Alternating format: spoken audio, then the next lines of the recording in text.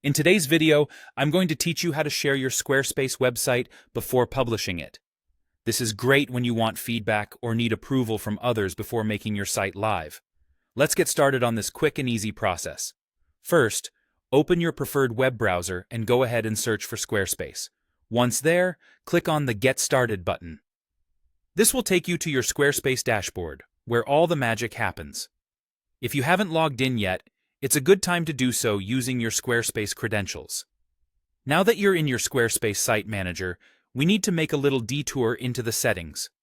Look on the left-hand side for the Settings menu and select it. Under Settings, you'll see an option for Site Availability. This is key because it controls who can see your site.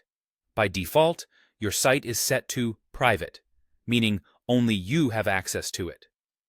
To share it with others, without making it public, we need to change the setting from Private to Password Protected. Simply select the Password Protected option to activate this feature. Now comes a crucial part: choosing a password. When you're setting a password, pick something secure but also easy to remember, especially since you'll be sharing this with others who need access. Make sure it's something you're comfortable sharing. It might help to write it down so you don't forget it yourself.